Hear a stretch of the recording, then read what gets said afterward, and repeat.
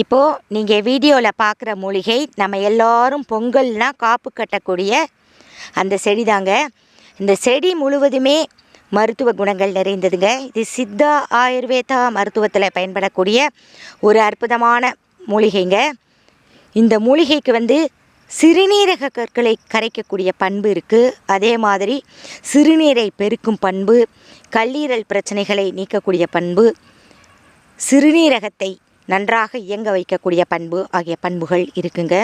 இதை நம்ம எப்படி பயன்படுத்தணும் அப்படின்னா, இதனுடைய சூரணம் இல்லைன்னா பொடி அப்படின்னு நாட்டு மருந்து கடைகள் இல்லைன்னா சித்தா மெடிக்கல்ஸில் அவைலபிளுங்க.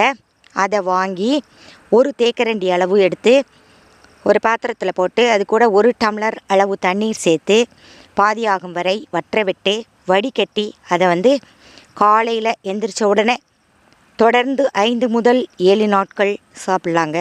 அப்படி சாப்பிட்டுட்டு வந்தோன்னா சிறுநீரக கற்கள் கரைந்து வெளியேறும். சிறுநீர் வெளியேறாமல் இருந்தால் அதுவும் நன்றாக சிறுநீர் வெளியேறும். சிறுநீர் தாரை எரிச்சல் சரியாகும்.